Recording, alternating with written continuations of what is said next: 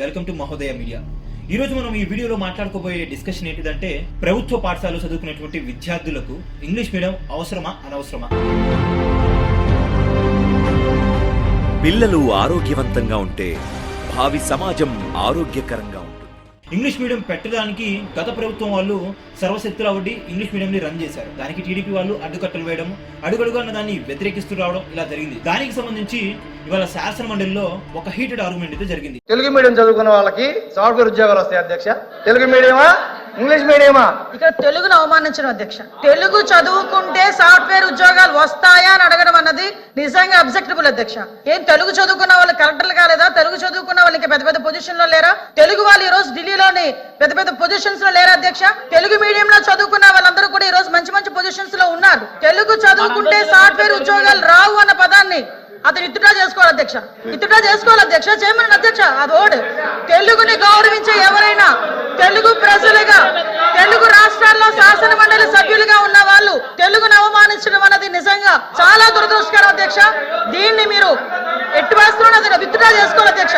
Force withdraw చేసుకోవాలి, లేకపోతే మీరైనా విత్డ్రా చేయాలి. వైఎస్ఆర్సీపీ తరఫున ఒక రెస్పెక్టెడ్ మెంబర్ నించొని ఇంగ్లీష్ మీడియం ని ఎందుకు వ్యతిరేకిస్తున్నారు, ఇంగ్లీష్ మీడియం ఎప్పుడు తీసుకొస్తున్నారు పాఠశాల విద్యార్థులకి అని చెప్పి ఆయన అయితే క్వశ్చన్ చేయడం జరిగింది. దీంట్లో ఆయన అలా చెప్పే విధంలో కొన్ని కాంట్రవర్షియల్ కామెంట్స్ చేశారు.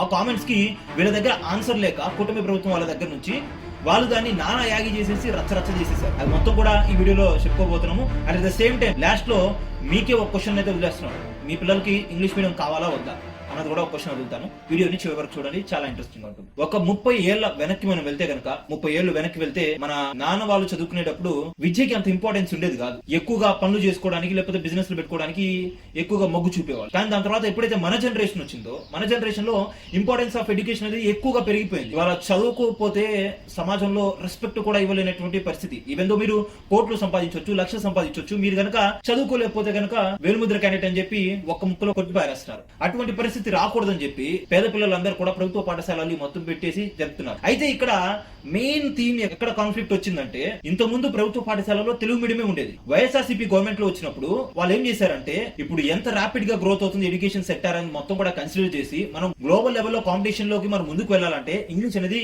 మ్యాండేటరీ అని చెప్పి వాళ్ళైతే గుర్తించడం జరిగింది. ఆ మ్యాండేటరీ దాన్ని తప్పనిసరి చేస్తూ పాఠశాల విద్యలో ఇంగ్లీష్ ని ఇన్కల్కేట్ చేశారు. ఇంగ్లీష్ మీడియం పూర్తిగా ఇంగ్లీష్ మీడియం తీసుకురావాలని చెప్పి వాళ్ళు ప్రపోజ్ చేశారు. అలా ప్రపోజ్ చేసి 5 ఏళ్లు నడపడం జరిగింది. కానీ టీడీపీ వాళ్ళు ఏం చేశారు, మాతృభాషని నెగ్లెక్ట్ చేస్తున్నారు. తెలుగు లేకపోతే ఎలాగా, తెలుగే మనకి వెలుగు, తెలుగు లేకపోతే ఏమీ లేదని చెప్పి అంటున్నారు. ఇక్కడ వైఎస్ఆర్సీపీ వాళ్ళు ఏం చేశారంటే, తెలుగుని కూడా ఒక సబ్జెక్ట్ లాగా, మెయిన్ సబ్జెక్ట్ లాగా దాన్ని 5 ఏళ్లు కొనసాగించారు. కానీ ఎక్కడ వీళ్ళకి ఇబ్బంది అయిందో నాకైతే అర్థం కావట్లేదు. ఇఫ్ ఇన్ కేసు మీరే ఒక పేరెంట్ అయి ఉంటే కనుక, మీరు చదివించే స్తోమత లేదు, మీ పిల్లల్ని గవర్నమెంట్ స్కూల్లో వేశారు, మీకు ప్రభుత్వం ఉచితంగా ఇంగ్లీష్ మీడియం లో విద్యా బోధన చేస్తా ఉంటే మీరు వద్దని చెప్పంటారా? తెలుగు మీడియమే కావాలని చెప్పంటారా? అసలు ఇది ఎంత బేస్లెస్ అంటే, అసలు ఎంత సిల్లీగా ఉందంటే ఇది నాకైతే అర్థం కావట్లేదు. ఇప్పుడు ఎవరైతే దీన్ని వ్యతిరేకిస్తున్నారో, ఈవెన్ వాళ్ళ శాసన మండలిలో వ్యతిరేకించిన వాళ్ళు కూడా, వంగలపూడి అనిత గారు హోమ్ మినిస్టర్, వాళ్ళ పిల్లలు ఏం చదువుకుంటున్నారు? తెలుగు మీడియంలో ఏం చదువుకుంటున్నారు? ఇంగ్లీష్ మీడియంలోనే కదా చదువుకుంటుంది. చంద్రబాబు నాయుడు గారి మనవడు దేవాంశ్ ఏం చదువుతున్నాడు? ఆయన ఏదో ఒలింపియాడ్ సిలబస్ లో లేకపోతే ఇంకా ఐవీ సిలబస్ లో చదువుకుంటా ఉన్నాడు. ఆయన ఇంగ్లీష్ మీడియంలోనే కదా చదువుతుంది, తెలుగు మీడియం ఏం కాదు కదా. అంటే మీ పిల్లలకి ఇంగ్లీష్ మీడియం కావాలి, పేదింటి బిడ్డలకేమో ఇంగ్లీష్ మీడియం వద్దు. దీన్నే గత ప్రభుత్వం వాళ్ళు కూడా ఎక్కువగా విమర్శించడం జరిగింది. ఇప్పుడు ఇదే విమర్శ మళ్ళీ ఇంకోసారి వాళ్ళు మనకి శాసన మండలి అయితే వినిపించడం జరిగింది. సో ఆయన గౌరవ సభ్యులు ఎవరైతే వైఎస్ఆర్సీపీ తరఫున వ్యక్తి ఉన్నారో, ఆయన ఒక విధం చెప్పారు. మీరు విజనరీ అని చెప్పి అంటారు కదా. 30 ఏళ్ల క్రితం నేనే సెల్ ఫోన్ తీసుకొచ్చా, అప్పట్లో నన్ను అందరూ కూడా ఆట పట్టించారు తమ్ముళ్ళు అని చెప్పి మీరే మొన్న జరిగినటువంటి మీటింగ్ లో కూడా చెప్పారు కదా. అంత విజనరీ ఉన్నటువంటి వ్యక్తి రేపటి రోజున విద్యార్థులకు ఏం అవసరం? తెలుగు అవసరమా, ఇంగ్లీష్ అవసరమా? దీని అసలు ఎలా గుర్తించలేకపోయారు? దీన్ని కూడా గుర్తించాలి కదా. ఇంగ్లీష్ అంటే ఆట వస్తువు కాదు. ఈవెన్ టుడే ఇవాళ మనం చూసుకుంటే కనుక చాలా మంది ఇంగ్లీష్ మీడియం చదువుకున్న విద్యార్థులు కూడా ప్రాపర్ కమ్యూనికేషన్ లేదు వాళ్ళకి. జాబ్ సెక్టర్ వాళ్ళు ఎప్పుడైతే అకాడమిక్స్ మొత్తం అయిపోయిన తర్వాత మార్కెట్ లో జాబ్ కోసం వెళ్తున్నప్పుడు వాళ్ళు ప్రాపర్ గా ఇంగ్లీష్ మాట్లాడలేకపోతున్నారు. వాళ్ళ అకాడమిక్స్ మొత్తం కూడా ఇంగ్లీష్ మీడియం లోనే కంటిన్యూ చేసినా కానీ వాళ్ళు మాట్లాడలేకపోతున్నారు. ఇంపార్టెన్స్ ని గుర్తించే వాళ్ళు ఇలా చేయడం జరిగింది కదా. మరి దాన్ని మీరు ఎందుకు నెగ్లెక్ట్ చేస్తున్నారు నాకైతే అర్థం కావట్లేదు. ఎప్పుడు మీరు విజన్ 2020 అన్నారు, విజన్ 2047 అని చెప్పన్నారు. ఇప్పుడు కొత్తగా కూటమి ప్రభుత్వం ఫామ్ అయినప్పటి నుంచి కూడా ఎప్పుడు మీరు మాట్లాడినా గానీ ప్రతి మీటింగ్ లో ఏఐ ఆర్టిఫిషియల్ ఇంటెలిజెన్స్ గురించి ఎక్కువ మాట్లాడుతున్నారు. ఆర్టిఫిషియల్ ఇంటెలిజెన్స్ ఏమైనా తెలుగు మీడియం లో ఉందా అండి? ఇంగ్లీష్ మీడియం లోనే కదా ఉంది. ఇదే క్వశ్చన్ ఆయన అయితే అన్నారు ఆ గౌరవ వైఎస్ఆర్సీపీ సభ్యులు. సో ఉద్యోగం రావాలంటే ఇంగ్లీష్ మీడియం కావాలే గానీ తెలుగు రావాలా, తెలుగుకే తెలుగే కావాలా, తెలుగు వస్తే ఎవరైనా ఉద్యోగం ఇస్తున్నారా, మీరు చెప్పే సాఫ్ట్వేర్ ఉద్యోగాలు కూడా ఇంగ్లీష్ మీడియం వచ్చిన వాళ్ళకి, ఇంగ్లీష్ వచ్చిన వాళ్ళకి ఇస్తున్నారు కదా అని చెప్పి ఆయన అన్నారు. సో అప్పుడు వంగలపూడి అనిత గారు లేచి నానా గోలా చేసేసి అప్పటికప్పుడు నాకు మైక్ కావాలి, నేను మాట్లాడాలి అని చెప్పేసి రాద్ధాంతం చేసి ఆమె ఏం చెప్పారంటే, తెలుగుని మీరు కించపరుస్తున్నారు, తెలుగు అంటే మన భాషపై మనకు ప్రేమ ఉండాలి, దాన్ని అలా కరివేపాకులా తీసి పడేస్తున్నారు అధ్యక్ష, ఆ మాటల్ని కూడా మీరు రికార్డులో నుంచి తీశారని చెప్పి అన్నారు. ఆయన మాట్లాడింది తెలుగుని ఎక్కడ కించపడుతున్నట్టయితే నాకైతే అనిపించలేదు, ఎవరికి ఇన్ఫాక్ట్ అక్కడ చూసిన వాళ్ళు ఎవరు కూడా అనిపించలేదు, విన్న వాళ్ళకి ఎవరు కూడా అనిపించలేదు, ఓన్లీ మీ పార్టీ వాళ్ళకి అలా అనిపించింది. ఎందుకంటే మీరు తీసుకున్న స్టాండ్ అలాంటిది. ఇవాళ ఆయన మాట్లాడింది జెన్యూన్ ఫ్యాక్ట్ అన్నమాట. సాఫ్ట్వేర్ లో ఇప్పుడు ఎవరైనా వెళ్తుంటే గనక తెలుగు మీడియం బ్యాక్గ్రౌండ్ నుంచి వెళ్ళిన వాళ్ళు స్విచ్ కొట్టేటప్పుడు ఇంగ్లీష్ మీడియం లో వాళ్ళు ప్రాపర్ గా కమ్యూనికేట్ చేయలేకపోతున్నారు. అదే కదా వాళ్ళు చెప్పింది. మీరు చెప్పే ఐటీ ఇండస్ట్రీలో రాణించాలంటే, ఏఐతో మనం పోటీ పడాలంటే వీటన్నిటి కూడా ఇంగ్లీష్ అనేది ఒక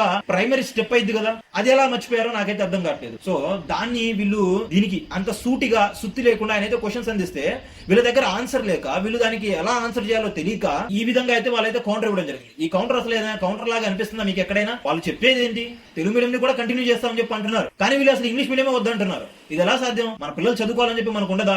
ఇంకా మెరుగైన విద్యను అభ్యసించాలని చెప్పి ఎవరికైనా ఉండదా? పేద పిల్లలకి ఇంగ్లీష్ మీడియం అంటే ఎందుకు ఇంత నోను అంటున్నారో ఒకసారి మీరు కూడా ఆలోచించండి. మీరు కూడా ఆలోచించి మీ పిల్లలు అయితే గనక, మీ పిల్లలే అదే స్థాయిలో ఉంటే గనక మీరు ఇంగ్లీష్ మీడియం కి ప్రపోజ్ చేస్తారా, తెలుగు మీడియం చెప్తారా? రేపటి రోజున కాంపిటీషన్ ఇంకా పెరగబోతుంది. ఇప్పుడు మనం జెన్జెడ్ జనరేషన్ లో ఉన్నాం. ఈ జనరేషన్ లో కూడా ఇంకా మనం తెలుగు మీడియం నుంచి వస్తే గనక రేపటి రోజున మనము వాళ్ళతో పాటు కాంపిటీషన్ లో ముందుకు వెళ్ళాలంటే కనుక డెఫినెట్ గా మనం వెనకబడిపోతాం. ఈ ర్యాట్ రేస్ లో ముందుకు వెళ్ళాలంటే ఇంగ్లీష్ వస్తే కొద్దో గొప్ప మనం కొద్దిగా ఫ్రంట్ స్టెప్ లో అయితే ఉంటాం. ఫ్రంట్ ఫుట్ లో నుండి ఆడొచ్చు, లేకపోతే కనుక బ్యాక్ ఫుట్ లోనే ఉండిపోవాలి జీవితాంతం కూడా. ఒకసారి మీరు కూడా దీనిపై కామెంట్ చేసి ఇంగ్లీష్ మీడియం కి సపోర్ట్ చేస్తారో, తెలుగు మీడియం కి సపోర్ట్ చేస్తారో ఒకసారి మీరు కూడా ఆన్సర్ చేయాలని చెప్పి తెలియజేస్తున్నాను. Thank you for watching a video till then.